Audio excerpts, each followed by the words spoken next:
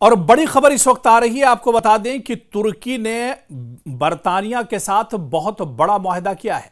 जी हां, इस वक्त जो खबर आ रही है, जो खबर हम देख पा रहे हैं कि तुर्की ने यूरोफाइटर टाइफून मुआहदा किया है और खित्ते में यह दरअसल ताकत का एक नया तवाजुन होगा। आपको बताते चलें कि तुर्की ने बरतानिया से 8 अरब पाउंड मालियत के 20 यूरोफाइटर टाइफून जंगी तैयारे खरीदने का मुआहदा किया है। यह मुआहदा दरअसल बहुत बड़ा मुआहदा है। पूरी दुनिया की निगाहें इस डील पर टिकी हुई हैं क्योंकि इस डील में तुर्की शामिल है और तुर्की ने बरतानिया के साथ यह बड़ा मुआहदा किया है। ऐसे में और दरअसल इस मुआहदे की जो टाइमिंग है, आप देखिए, मशरिक़ वुस्ता में लगातार कशीदगी बनी हुई है।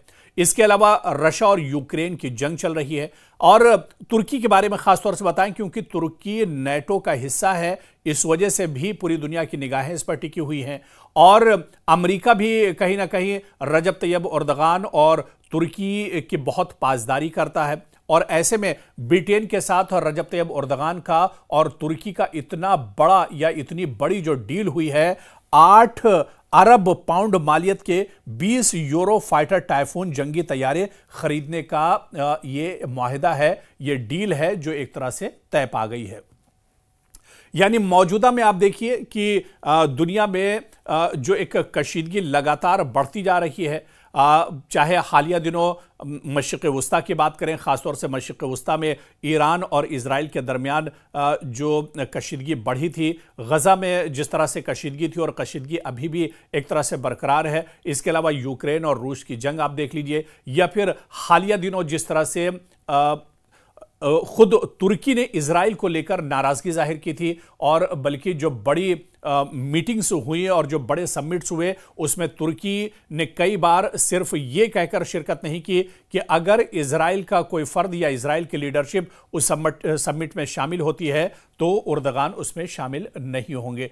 तो कहीं ना कहीं मिस्र में हालिया दिनों जिस तरह से एक बड़ी समिट हुई थी मशरिक़ वुस्ता को लेकर और फ़िलिस्तीन को लेकर, गज़ा में जो जंग चल रही थी उस डील को लेकर जो बड़ी बैठक मिस्र में हुई थी, वहां पर एर्दोगान तब तक नहीं पहुंचे थे जब तक ये माना जा रहा था कि इस बैठक में दरअसल इजराइल के वज़ीर आज़म बिन्यामिन नेतन्याहू भी आएंगे। लेकिन जब यह साफ हो गया कि बिन्यामिन नेतन्याहू नहीं आ रहे हैं, उसके बाद ही रजब तैयब एर्दोगान उस बैठक में पहुंचे थे। तो कशीदगी चारों तरफ एक तरह से बढ़ती जा रही है। हालिया दिनों आप देख लीजिए, ईरान के वज़ीर ख़ारजा ने रूस और चीन का दौरा किया है, पुतिन से और शी जिनपिंग से उन्होंने मुलाकात की है। इसे एक और तरह की गिरोहबंदी के तौर पर दुनिया के नक्शे पर देखा जा रहा है। यानी अगर कशीदगी मशरिक़ वुस्ता में बढ़ती है, इजराइल का प्रेशर अगर ईरान पर बढ़ता है, अमेरिका अगर ईरान पर दबाव बनाता है, तो ईरान को लेकर अब ईरान के साथ भी रूस और चीन एक तरह से खड़े हैं। तो पूरी ये जो गिरोहबंदी हो रही है और जिस तरह से कशीदगी के बीच में जो हालात हैं पूरी दुनिया की, या जो सियासी हालात अब बनते जा रहे हैं, ऐसे में तुर्की का बरतानिया के साथ ये मुआहदा बहुत अहम माना जा रहा है। और ये छोटी मोटी डील भी नहीं है, 8 अरब पाउंड की ये डील है जो एक तरह से की गई है। दरअसल आप देखिए कि इस मुआहदे को एक तारीखी लम्हा करार दिया जा रहा है क्योंकि ये नेटो के मुश्तरका सिक्योरिटी के लिए भी काफ़ी अहम माना जा रहा है। दरअसल रजब तैयब एर्दोगान ने इशारा दिया है कि मुस्तकबिल में दिफाई सनत के मुश्तरका मंसूबे भी शुरू किए जा सकते हैं और ये डील दोनों मुलाकात के ममालिक के दरमियान एक नई स्ट्रेटेजिक ताउन की बुनियाद भी एक तरह से बनती दिखाई दे रही है। तो अब इस डील के बाद आप देखिए कि तुर्की और ज्यादा ताकतवर हो जाएगा। इस्लामी ममालिक में मौजूदा में अगर देखा जाए, पाकिस्तान की बात कर लें, न्यूक्लियर ताकत है, या इसके अलावा से तुर्की की बात कर लें, तुर्की काफ़ी ज़्यादा ताकतवर मुल्क माना जाता है और इसी वजह से माहिरीन मानते हैं कि आने वाले दिनों में इस डील के बाद, इस मुआहदे के बाद तुर्की और ज़्यादा ताकतवर हो जाएगा। ख़ासतौर पर असलहे और हथियार के तौर पर, जंगी या लेटेस्ट जो असलहा है उसके तौर पर तुर्की एक तरह से और ज़्यादा मजबूत हो जाएगा। तुर्की दरअसल अपने आप को इस वजह से भी मजबूत करना चाहता है क्योंकि मशरिक़ वस्ता में जब हालात कशीदा होते हैं या इस्लामी ममालिक में अगर हालात ख़राब होते हैं और तो जो सबसे बड़ी जिम्मेदारी बनती है वो दरअसल तुर्की की बनती है। और तुर्की हमेशा से अब चाहे फ़लस्तीन का मामला रहा हो, चाहे गज़ा का मामला हो, चाहे ईरान की जंग हो, चाहे इससे पहले शाम और मिस्र में जिस तरह से इजराइल ने अटैक किया था, वहाँ पर जहाँ पर भी सालसी की ज़रूरत होती है या जंग जैसे जो हालात और जो कशीदगी होती है उसे कम करने की अगर ज़रूरत होती है तो फिर वहाँ पर सीधे सीधे तुर्की की एंट्री होती है। रजब तैयब एर्दोगान इससे पहले भी कई मुल्कों के दरमियान और ख़ास तौर से जो अरब ममालिक हैं उनके दरमियान अगर कोई कशीदगी होती है तो रजब तैयब एर्दोगान कहीं ना कहीं चौधरी बनकर सामने आते हैं और वहाँ पर कशीदगी कम कराते हैं। और अब जब असलहे के एतबार से और बरतानिया के साथ इस डील के बाद तुर्की और ज़्यादा मजबूत हो जाएगा। ऐसे में दुनिया के दूसरे ममालिक के बीच में या दुनिया के जो बड़ी ताकतें हैं उसमें तुर्की को लेकर एक तरह से अहमियत और ज़्यादा आने वाले दिनों में बढ़ जाएगी। तो ऐसे में इस डील के कई दरअसल माने निकाले जा रहे हैं क्योंकि तुर्की नेटो का भी मेंबर है और नेटो ममालिक में भी तुर्की की अहमियत इस डील के बाद कहीं ना कहीं और ज़्यादा एक तरह से बढ़ जाएगी। और इस तरह से आप देखिए कि मुल्की दिफाई सनत की खुद किफ़ालत का मकसद जो है वो भी तुर्की का पूरा हो जाएगा। अमेरिका के साथ F-35 प्रोग्राम तनाज़े के बाद इसे एक दरअसल नई स्ट्रेटेजी और हिकमत अमली के तौर से देखा जा रहा है। मुस्तकबिल में इजरायली F-35 और दीगर जदीद तैयारों का मुतबादिल इसे बनता हुआ देखा जा सकता है। टाइफून आर्जी मगर ज़रूरी खलापुर करेगा, जबकि KAAN मुस्तकबिल का स्ट्रेटेजिक असासा भी ये दरअसल हो सकता है तुर्की के लिए। तो कहीं ना कहीं नेटो में तुर्की की स्ट्रेटेजिक अहमियत की वापसी एक तरह से होगी। खित्ते में ताकत के तवाजुन में मुमकिना तब्दीली देखने को मिल सकती है। दिफाई सनत में तुर्क और बरतानवी इश्तराक का एक नया दौर जो है वो शुरू हो सकता है और तुर्की की वसी कौमी दिफाई हिकमत अमली का इसे एक बहुत बड़ा हिस्सा माना जा रहा है। यानी तुर्की का कद इस डील के बाद और ज़्यादा बढ़ जाएगा। इस्लामी ममालिक में तुर्की का जो कद है वो तो ही है, लेकिन दुनिया के जो सुपर पावर ममालिक हैं उनमें भी आने वाले दिनों में तुर्की का कद और ज़्यादा बढ़ने वाला है। और मशरिक़ वस्ता में जिस तरह से कशीदगी और तनाव हमेशा से बरकरार रहता है, इस तनाव को देखते हुए भी तुर्की के इस कदम को काफ़ी अहम माना जा रहा है। और बड़ी खबर इस वक्त आ रही है, आपको बता दें कि तुर्की ने बरतानिया के साथ बहुत बड़ा मुआहदा किया है। जी हां, इस वक्त जो खबर आ रही है, जो खबर हम देख पा रहे हैं कि तुर्की ने यूरोफाइटर टाइफोन मुआहदा किया है और खित्ते में यह दरअसल ताकत का एक नया तवाजुन होगा।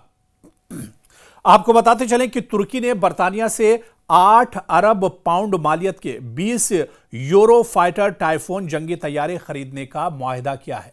यह मुआहदा दरअसल बहुत बड़ा मुआहदा है।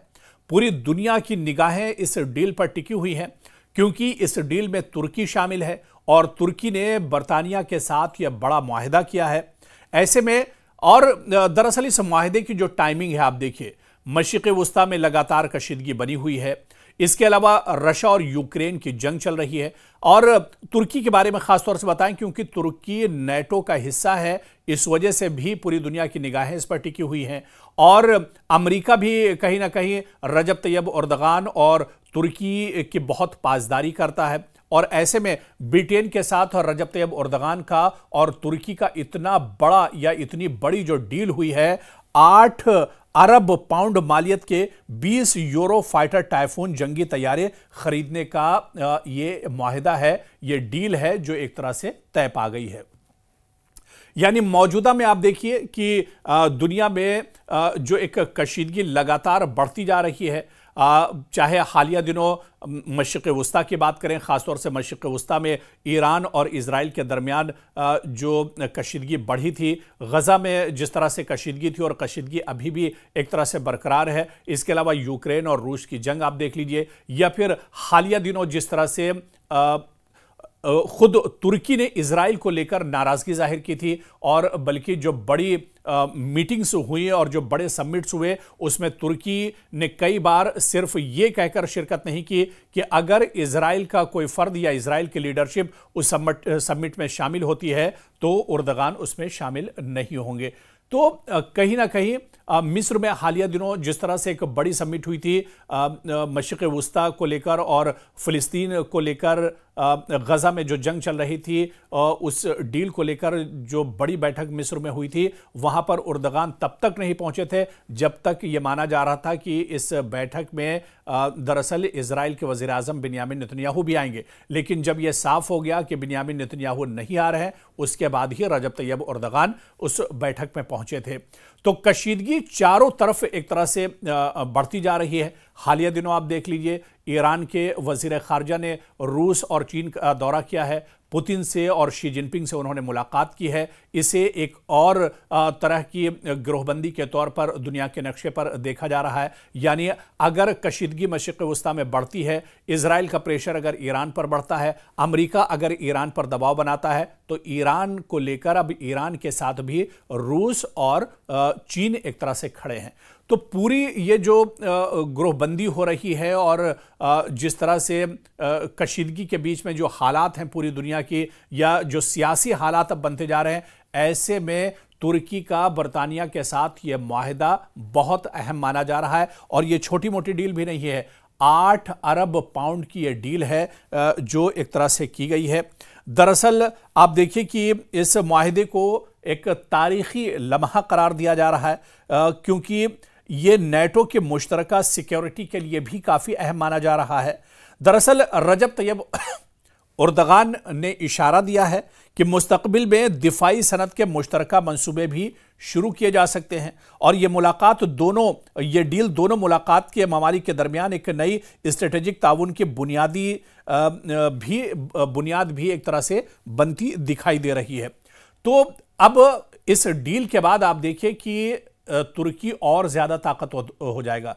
इस्लामी ममालिक में मौजूदा में अगर देखा जाए, पाकिस्तान की बात कर लें, न्यूक्लियर ताकत है, या इसके अलावा से तुर्की की बात कर लें, तुर्की काफ़ी ज़्यादा ताकतवर मुल्क माना जाता है। और इसी वजह से माहिरीन मानते हैं कि आने वाले दिनों में इस डील के बाद, इस मुआहदे के बाद तुर्की और ज़्यादा ताकतवर हो जाएगा, ख़ासतौर पर असलहे और हथियार के तौर पर, जंगी या लेटेस्ट जो असलहा है उसके तौर पर तुर्की एक तरह से और ज़्यादा मजबूत हो जाएगा। तुर्की दरअसल अपने आप को इस वजह से भी मजबूत करना चाहता है क्योंकि मशरिक़ वुस्ता में जब हालात कशीदा होते हैं या इस्लामी ममालिक में अगर हालात ख़राब होते हैं, और तो जो सबसे बड़ी जिम्मेदारी बनती है वो दरअसल तुर्की की बनती है। और तुर्की हमेशा से, अब चाहे फ़िलिस्तीन का मामला रहा हो, चाहे गज़ा का मामला हो, चाहे ईरान की जंग हो, चाहे इससे पहले शाम और मिस्र में जिस तरह से इजराइल ने अटैक किया था, वहाँ पर जहाँ पर भी सालसी की ज़रूरत होती है या जंग जैसे जो हालात और जो कशीदगी होती है उसे कम करने की अगर जरूरत होती है, तो फिर वहां पर सीधे सीधे तुर्की की एंट्री होती है। रजब तैयब उर्दगान इससे पहले भी कई मुल्कों के दरमियान और ख़ासतौर से जो अरब ममालिक हैं उनके दरमियान अगर कोई कशीदगी होती है तो रजब तैयब उर्दगान कहीं ना कहीं चौधरी बनकर सामने आते हैं और वहां पर कशीदगी कम कराते हैं। और अब जब असलहे के एतबार से और बरतानिया के साथ इस डील के बाद तुर्की और ज़्यादा मजबूत हो जाएगा, ऐसे में दुनिया के दूसरे ममालिक के बीच में या दुनिया के जो बड़ी ताकतें हैं उसमें तुर्की को लेकर एक तरह से अहमियत और ज़्यादा आने वाले दिनों में बढ़ जाएगी। तो ऐसे में इस डील के कई दरअसल माने निकाले जा रहे हैं क्योंकि तुर्की नेटो का भी मेंबर है और नेटो ममालिक में भी तुर्की की अहमियत इस डील के बाद कहीं ना कहीं और ज़्यादा एक तरह से बढ़ जाएगी। और इस तरह से आप देखिए कि मुल्की दिफाई सनत की खुद किफ़ालत का मकसद जो है वो भी तुर्की का पूरा हो जाएगा। अमेरिका के साथ F-35 प्रोग्राम तनाज़े के बाद इसे एक दरअसल नई स्ट्रेटेजी और हिकमत अमली के तौर से देखा जा रहा है। मुस्तकबिल में इजरायली F-35 और दीगर जदीद तैयारों का मुतबादिल इसे बनता हुआ देखा जा सकता है। टाइफून आर्जी मगर ज़रूरी खलापुर करेगा, जबकि KAAN मुस्तकबिल का स्ट्रेटेजिक असासा भी ये दरअसल हो सकता है तुर्की के लिए। तो कहीं ना कहीं नेटो में तुर्की की स्ट्रेटेजिक अहमियत की वापसी एक तरह से होगी। खित्ते में ताकत के तवाजुन में मुमकिन तब्दीली देखने को मिल सकती है। दिफाई सनत में तुर्क और बरतानवी इश्तराक का एक नया दौर जो है वो शुरू हो सकता है और तुर्की की वसी कौमी दिफाई हिकमत अमली का इसे एक बहुत बड़ा हिस्सा माना जा रहा है। यानी तुर्की का कद इस डील के बाद और ज्यादा बढ़ जाएगा। इस्लामी ममालिक में तुर्की का जो कद है वो तो ही है, लेकिन दुनिया के जो सुपर पावर ममालिक हैं उनमें भी आने वाले दिनों में तुर्की का कद और ज्यादा बढ़ने वाला है। और मशरिक़ वुस्ता में जिस तरह से कशीदगी और तनाव हमेशा से बरकरार रहता है, इस तनाव को देखते हुए भी तुर्की के इस कदम को काफी अहम माना जा रहा है।